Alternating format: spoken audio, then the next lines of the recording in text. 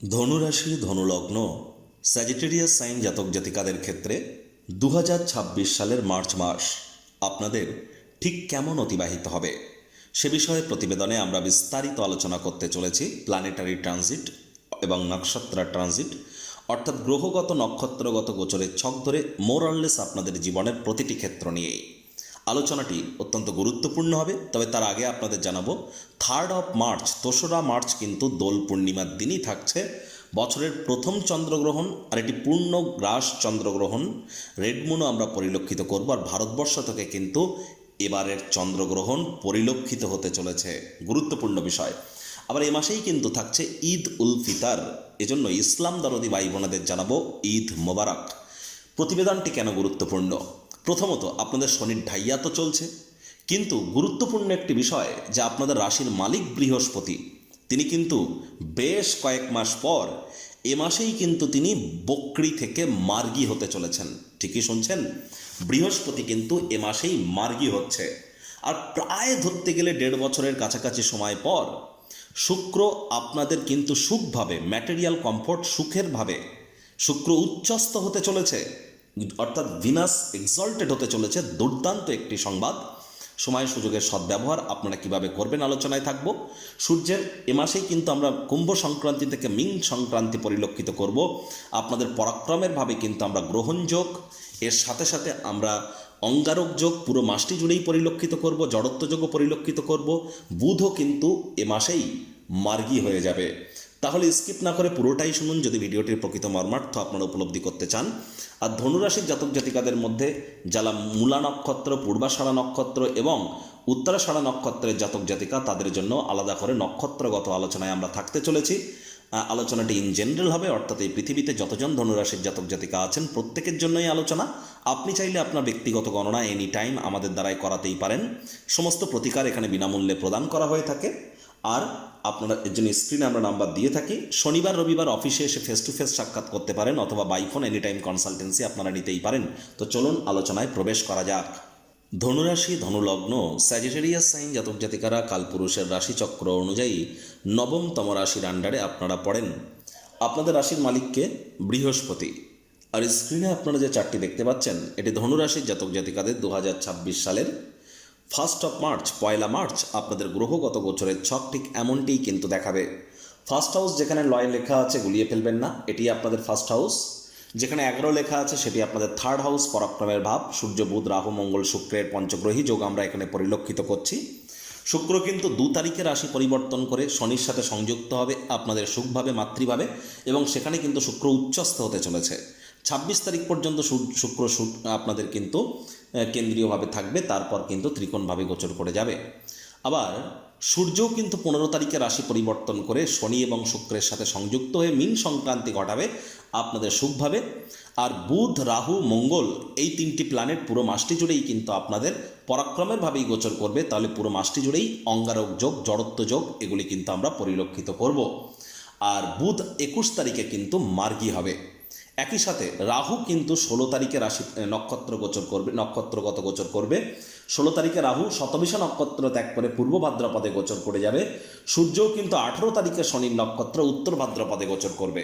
আর মঙ্গলের উপরে শতবিশার প্রভাব থাকবে রাহুর নক্ষত্রের। আর শনি মহারাজ নিজের নক্ষত্র, তিনি উত্তর ভাদ্রপদ নক্ষত্রে বর্তমানে মার্গী অবস্থানে আছেন আপনাদের সুখভাবে। শনির ঢাইয়া চলছে।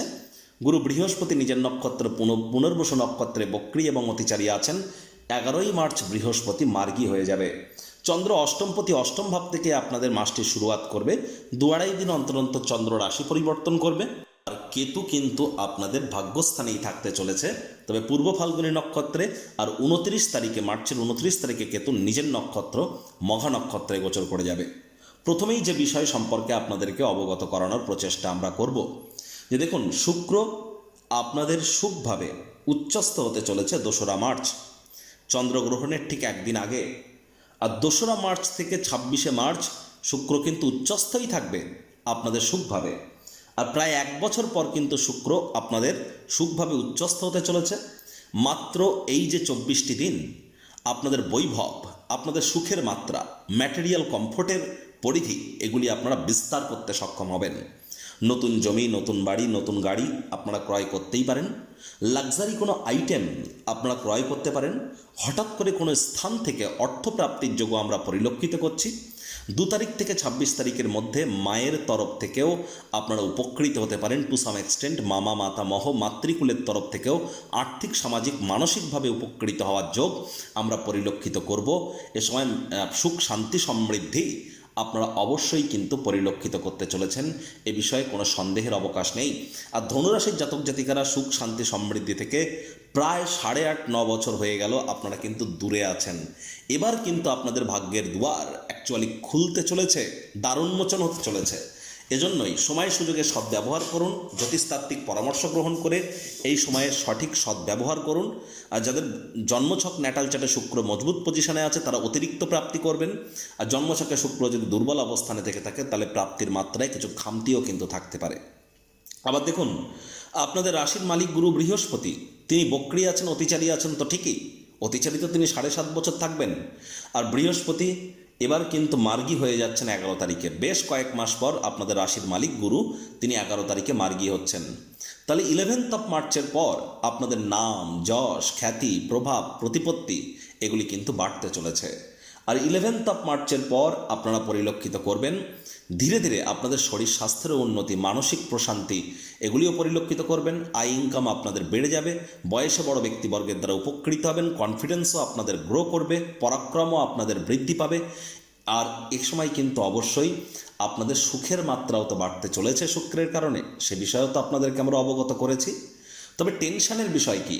দেখুন, টেনশনের বিষয় হচ্ছে যে রাহু এবং মঙ্গলের অঙ্গারক যোগ, আর মঙ্গল শতবিশা নক্ষত্রে, রাহু শতবিশা নক্ষত্রে, বিশেষ করে 16 তারিখ পর্যন্ত। আর 9 তারিখ পর্যন্ত গুপ্ত নবরাত্রির একটা প্রভাব তো থাকবে। সূর্য প্রথম দিকে কিন্তু থাকতে চলেছে 5 তারিখের আগে পর্যন্ত শতবিশা নক্ষত্রে, তারপর পূর্ব ভাদ্রপদে গোচর করলেও 18 তারিখের পর তো সূর্য উত্তর ভাদ্রপদ নক্ষত্র শনির নক্ষত্রে গোচর করে যাবে, সূর্য শনির সংযোগও ঘটবে। তাহলে সরকারি চাকরিজীবী, নেতা, মন্ত্রী, এমএলএ, এমপি, সরকার পক্ষ, শাসক দলে যারা আছেন, বিরোধী পক্ষে যারা আছেন, বলতে গেলে যারা রাজনীতিবিদ এবং যারা অ্যাডমিনিস্ট্রেটিভ লেভেলে আছেন, কোনো প্রাইভেট সেক্টরে উচ্চ পদে আসীন আছেন, তাদেরকে ইমিডিয়েট জ্যোতিষতাত্ত্বিক পরামর্শ আমরা গ্রহণ করতে বলবো। তা না হলে এ সময় বদনামে ভাগীদারি হতে পারেন আপনারা। আপনাদের বিরুদ্ধে কোনো চক্রান্ত, ষড়যন্ত্র কিন্তু দীর্ঘদিন ধরে চলছে।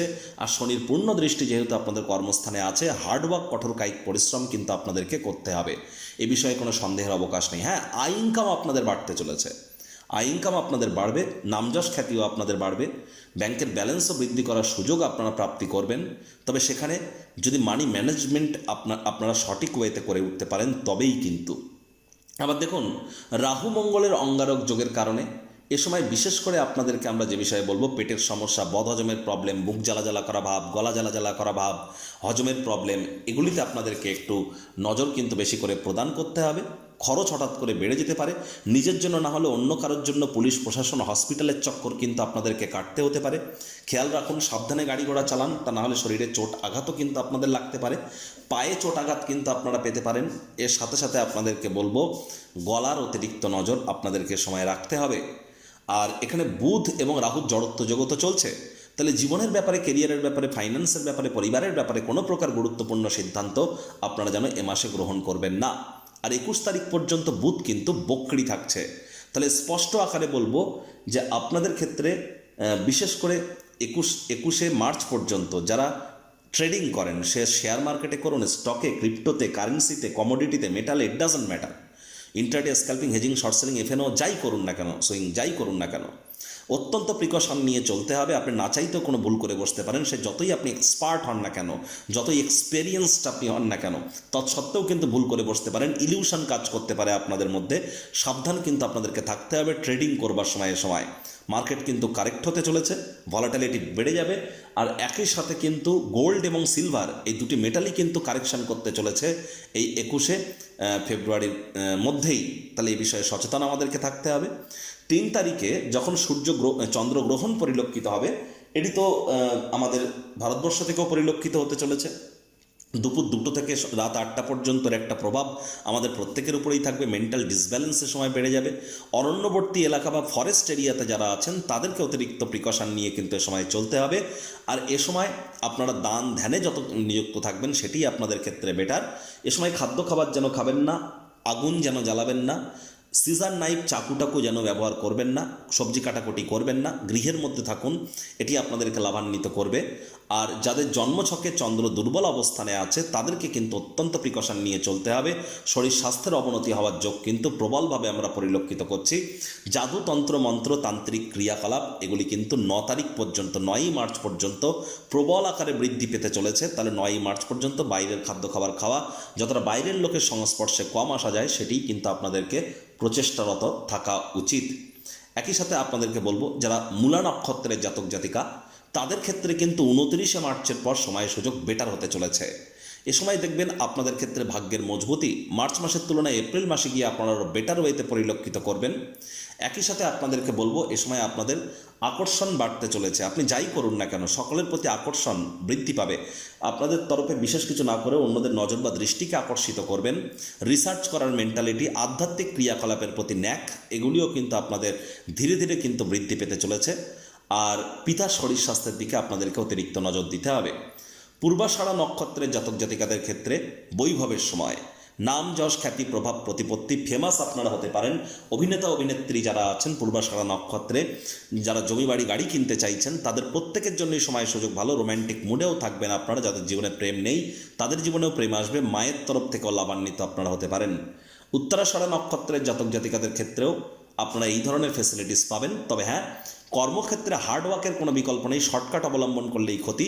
আপনার বিরুদ্ধে চক্রান্ত ষড়যন্ত্র হচ্ছে, চোখ কান খোলা রেখে আপনারা এগিয়ে চলুন। মার্চের 9 তারিখ থেকে 11 তারিখ, মার্চের 9 তারিখ থেকে 11 তারিখ এই সময় কিন্তু আপনাদের খরচের মাত্রা হঠাৎ করে বেড়ে যেতে পারে। ঘুমের সমস্যা দেখা দিতে পারে। বিশেষ করে যারা বিদেশে আছেন তাদেরকে সময় অত্যন্ত প্রিকশন নিয়ে চলার পরামর্শ আমরা কিন্তু প্রদান করছি। আর ওভারঅল পুরো মাসটি জুড়েই স্বামী স্ত্রী দাম্পত্য জীবনের দিকে নজর দিন। তর্ক বিতর্ক যেন করবেন না। আইনি জটিলতা থেকে দূরে থাকুন। বিজনেসম্যানেরা কনসিস্টেন্সি মেনটেন করুন। তাড়াহুড়ো হটকারিতা করলেই কিন্তু ক্ষতি।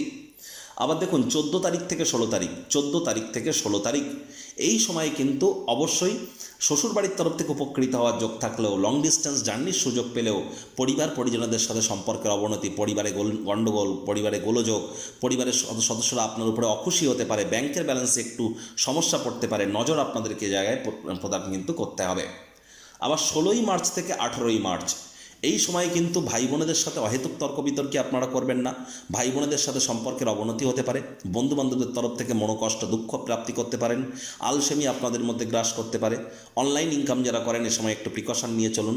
তবে পুরো মাসটি জুড়েই যারা অনলাইন ইনকাম করেন, ডিজিটাল মার্কেটিংয়ের সাথে যুক্ত আছেন বা যারা ব্লগিং পডকাস্টিংয়ের কাজ করছেন, ইন্টারনেট অফ থিংসের মধ্য দিয়ে চলছেন, তাদের জন্য কিন্তু সময় সুযোগ দুর্দান্ত পরিগণিত হচ্ছে। প্রতিকার স্বরূপ আলোচনা করতে গিয়ে আপনাদেরকে বলবো, স্ক্রিনে আপনারা দেখতে পাচ্ছেন নবগ্রহ বীজ মন্ত্র। পারলে 9টি গ্রহকেই শান্ত রাখবার জন্য এই নবগ্রহ বীজ মন্ত্র প্রতিদিন আপনারা 108 বার করে জপ করুন। একবার মুখস্থ হয়ে গেলে মাত্র 10 থেকে 15 মিনিট লাগে। এটি মনুষ্য জাতির সৃষ্টি নয়, স্বয়ং ব্রহ্মদেবের সৃষ্টি, যা কখনো অনর্থ হতে পারে না। ভুলভাল উচ্চারণ করলেও কোনো নেগেটিভ ইম্প্যাক্ট পড়ে না। একই সাথে আপনারা 9টি গ্রহকে শান্ত রাখতে পারছেন, এর থেকে বেটার কিন্তু আর কিছু হতেই পারে না। এর সাথে সাথে আপনাদেরকে বলবো শনির ঢাইয়া আপনাদের চলছে। শনিকে আপনাদের অর্থের ভাবের মালিক, আপনাদের পরিবার ভাবের মালিক, আপনার বাণীর ভাবের মালিক। আর তিনি তো কর্মফলদাতা। কর্ম করলে কর্মের ফল দেন। তাহলে তাবিজ, কবচ, মাদুলি, জেমস্টোন, পাথর, শিকড় বাকড় এসব পরে কোনো লাভ হবে না। সঠিক কর্মের মাধ্যমে নিজের ভাগ্যকে মহিমান্বিত করতে হবে। এর জন্য এনি টাইম আমাদের সাথে যোগাযোগ আপনারা করতেই পারেন। যারা দীক্ষা নেননি ইমিডিয়েট দীক্ষা নিন, তবেই কিন্তু প্রোটেকশন পাবেন। জুপিটার কিন্তু অতিচারী হয়েছে। শনির ঢাইয়া যেহেতু চলছে, বাসি খাদ্য খাবার খাবেন না, হাইজিন মেনটেন করে চলুন, টাইম বাউন্ডিং হয়ে চলুন। তো বন্ধুরা, প্রতিবেদনটি আপনাদের ঠিক কেমন লাগলো, আপনাদের সুচিন্তিত মতামত আশা করি আপনারা নিচের কমেন্ট বক্সে লিখে জানাবেন। ভালো লাগলে একটি লাইক করতে ভুলবেন না। এই আশা রেখে আমি আমার বাণীকে এখানেই বিরাম প্রদান করলাম। সংসারে অশান্তি, প্রেমে বাধা বা বিবাহে অনিশ্চয়তা, ব্যবসাতে ক্ষতি বা চাকরিতে ডামাডোল, অসুস্থতা, দুঃখ, দারিদ্রতা থেকে কিছুতেই রেহাই মিলছে না, পরীক্ষায় ফেল, তাহলে আর দেরি কেন? জীবনের যাবতীয় সমস্যার সমাধান করব আমরা। বাস্তুশাস্ত্র, সংখ্যাতত্ত্ববিদ্যা, লাল কিতাব, বৈদিক জ্যোতিষশাস্ত্র, কৃষ্ণমূর্তি প্রভৃতি পদ্ধতিতে জন্মছক বিচার করা হয়। প্রয়োজন অনুভব করলে স্ক্রিনে ফ্ল্যাশ হওয়া নম্বরে যোগাযোগ করতেই পারেন।